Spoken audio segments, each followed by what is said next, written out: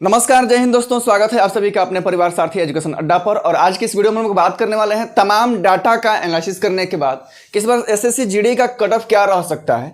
क्योंकि जिस प्रकार से मेडिकल हो रहा है और मेडिकल में बच्चे अनफिट हो रहे हैं और एब्सेंट भी हो रहे हैं, उस हिसाब से क्या कट ऑफ रहने वाला है, कितने कैंडिडेट पोस्ट के बाद बच, जो पोस्ट हमारा है रिक्वायरमेंट है उसके बाद कितने बच जाएंगे। तो इन सारे चीज़ों का अगर एनालिसिस किया जाए तो उसके पहले हम लोग कुछ बातों का ध्यान रखेंगे ताकि आप लोग आसानी से समझ पाएंगे क्या कट ऑफ रहने वाला है। अगर हम लोग बात करें कि कितने बच्चे पीएचडी पास किए थे तो ये सभी आप लोगों को पता होना चाहिए कि 1,46,292 स्टूडेंट्स का पीटी पीएचडी पास हुआ था, जिसमें अभी तक जो है मणिपुर वाला काउंट नहीं किया गया है मे बी, क्योंकि वहाँ पर जो हुआ था लेट हुआ था और अभी तक की वहाँ की स्थिति जो है सही नहीं है। अब आगे हम लोग बढ़ेंगे और इसके बाद जो कट ऑफ बढ़ा मेडिकल के लिए, जो मेडिकल के लिए कट ऑफ बढ़ा था, इसमें ऐसा अनुमान था कि लगभग 90 से 92 हज़ार स्टूडेंट्स का मेडिकल होना है। क्योंकि पहले ही इतना कट ऑफ बढ़ा दिया कि सेंटर्स पर ज़्यादा भीड़ ना हो और ये प्रोसेस जो है ज़्यादा दिन तक न चले, इसलिए मेडिकल का प्रोसेस जो है इस बार लगभग बहुत कम है। 22 से 23 दिन का पूरा प्रोसेस है। पूरे 22 से 23 दिन में पूरे सेंटर्स पर मेडिकल हो जाना है। तो ऐसा अनुमान था कि 90 हज़ार स्टूडेंट्स जो थे, 90 हज़ार कैंडिडेट जो थे, उनका मेडिकल होना है। मेडिकल तो स्टार्ट है ही, लेकिन अब हम लोग कुछ और बातों पर ध्यान रखेंगे। मैंने आप लोगों को पहले ही बताया था कि लगभग टोटल मिलाकर के 20% बच्चे अब्सेंट होंगे। और मैंने किस आधार पर कहा था अभी आप लोग ये समझ सकते हैं। एक सेंटर पर लगभग एक दिन में 200 कैंडिडेट्स को बुलाया जा रहा है एक दिन में, यानी कि डेली जो है 200 कैंडिडेट एक सेंटर पे पहुंच रहे हैं। लेकिन जिसमें कहीं पर 184, कहीं पर 192, कहीं पर इससे भी कम 176, इस प्रकार से कैंडिडेट्स की संख्या आ रही है पहुंचने वालों की। अभी वहाँ पर जितने भी कैंडिडेट पहुंच रहे हैं ये उनकी संख्या है। अगर हम लोग ऑल एवरेज इसका मान लें पूरे सेंटर्स का, तो लगभग 180 कह सकते हैं कि एवरेज स्टूडेंट आ रहे हैं। अगर हम दोनों का गैप देखें तो लगभग 10% स्टूडेंट जो हैं यहाँ से क्या हो गए भाई, अब्सेंट हो गए। अब्सेंट होने का भी कारण है क्योंकि बहुत सारे बच्चे जो हैं इधर उधर ज्वाइन कर चुके हैं, बीच में इधर ग्रुप डी वाला भी आया हुआ। तो अब यहाँ पर ये ध्यान दीजिए कि यहाँ पर 10% बच्चे जो हैं अब्सेंट हो गए। इसके बाद बच्चे कितने, 180 बच्चे जो एवरेज ऑल एवरेज पहुँच रहे हैं वहाँ पर, इसमें से लगभग 142, 150, 132, 158 ऐसे करके फिट हो रहे हैं।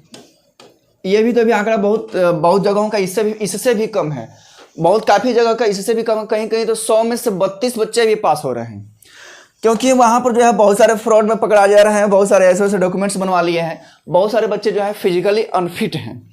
तो ऑल एवरेज हम लोग मान के चलें कि लगभग 150 बच्चे ऑल सेंटर्स के एवरेज मैंने माना है कि 150 बच्चे पूरी तरह से फिट हो रहे हैं। बात समझ में आ गया। अब जो 200 बच्चों को बुलाया जा रहा है और इसमें से 150 बच्चों को ही फिट हो रहे हैं, यानी कि टोटली फिट हो रहे हैं, बच रहे हैं वहाँ पर 150 मान के चलना है मिनिमम। अगर एक अप्रोक्सीमेटली अगर लगाया जाए तो ही आसानी होगी सारी चीज़ों को समझने में। तो अगर इन दोनों का डिफरेंस देखें तो लगभग 50 कैंडिडेट्स का डिफरेंस आ रहा है। कितने भाई, 50 कैंडिडेट्स का। और ये जो संख्या है लगभग आपका 25% के बराबर है। 200 और 150 के जो बीच का डिफरेंस है वो कितना है भाई, 25%। और यही आंकड़ा मैंने आप लोगों को पहले ही बताया था कि 20 से 25% अनुमान है कि पूरे अब्सेंट होंगे, फिजिकली अनफिट होंगे। और वहीं चीज़ें फिर यहाँ पर निकल करके सामने आ रही हैं। कहीं कहीं तो इससे भी कम है, लेकिन मैंने 25% ही माना है। अब यहाँ पर देखने वाली बात ये है कि 90 हज़ार जो स्टूडेंट्स हैं, ठीक है, 90 हज़ार जो स्टूडेंट्स हैं, इसमें से अगर 25% अब्सेंट हो गए, यानी कि फिजिकली अनफिट हो गए, पूरी सारी चीज़ें मिला करके, तो लगभग 22,500 आता है आपका। 90 हज़ार का 25% कितना आता है भाई, लगभग 22,500 आता है। अब आप इसको घटा के देख सकते हैं कितना बच रहा है, ठीक है। और यहाँ पर बचा आपका कितना भाई, 67,500 अप्रोक्सीमेटली आपका 67,500 ऐसे कैंडिडेट हैं जो कि पूरी तरह से फिट होंगे और सारी चीज़ें इन लोगों का पास किया जाएगा। ठीक है ना, डॉक्यूमेंट से लेकर के फिजिकली तक। अब ये जो आंकड़ा है और जो हमारा रिक्वायरमेंट है कितना है, रिक्रूटमेंट कितना है, 52,184 रिक्रूटमेंट है।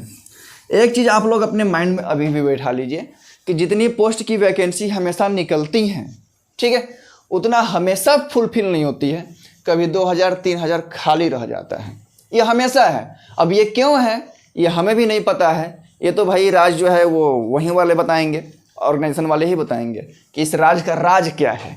बस समझ में आ रहा है ना। अब यहाँ पर जाकर दोनों का डिफरेंस देखें, मान लो कि इसको 50,000 ही मानेंगे, ठीक है, क्योंकि पिछली बार जो वैकेंसी था 24,000 समथिंग था, उसमें 21,000 समथिंग ही पोस्टिंग पर जो हुआ था लेटर्स आए थे, ज्वाइनिंग लेटर आया था।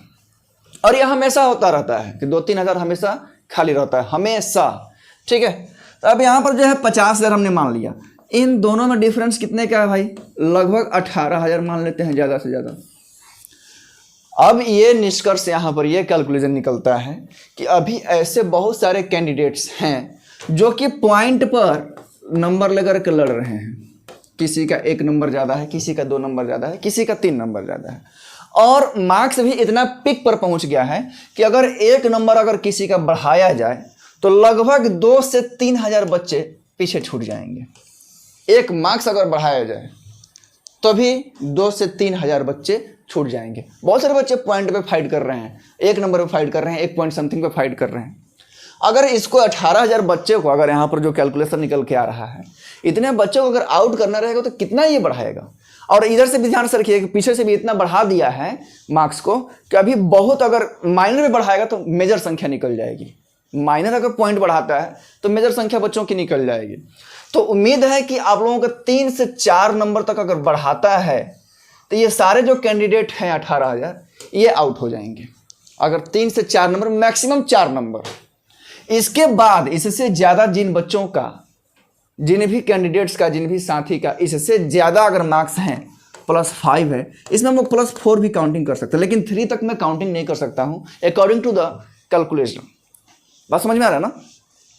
तो जिनका भी इससे ज़्यादा है वो अपने आप को सेफ मान सकते हैं कि वो फाइनल तक जाएंगे, क्योंकि इसमें बहुत सारे ऐसे एरियाज भी हैं जैसे नक्सल हो गया, बॉर्डर हो गया, और कैंडिडेट की संख्या बहुत कम बच जाएगी आपके सामने, यहाँ पर सामने दिख रहा है। तो यही उम्मीद है कि जिसका भी 4, 5, 6 अगर ऐसे नंबर बड़ा है, किसी भी क्षेत्र से हो, तो अपने आप को सेफ मान सकते हैं और आराम से आप लोग मेडिकल देकर के आइए। इससे ज़्यादा मार्क्स नहीं बढ़ेगा। हालांकि अभी ये मैं क्लियर नहीं बता सकता हूं, क्योंकि जब तक फाइनल RTI का जवाब नहीं आ जाता है कि भाई कितने कैंडिडेट पास हो गए मेडिकल, ठीक है ना, तो वहां पर एक और अच्छे तरीके से इसको बताया जा सकता है कि कितने कैंडिडेट पास हो गए मेडिकल। अभी ये क्या है, सारी एक्सपेक्टेड हैं, ये सारी चीज़ें जो हैं कैलकुलेशन के आधार पर, अनुमान के आधार पर लिया गया है। तो उम्मीद करता हूँ कि आप लोगों को ये सारी चीज़ समझ में आ गई होंगी, और इससे ज़्यादा जिसका भी है वो अपने आप को बिल्कुल सेफ मान सकते हैं, क्योंकि यहाँ पर संख्या ज़्यादा हमें नहीं दिख रही है।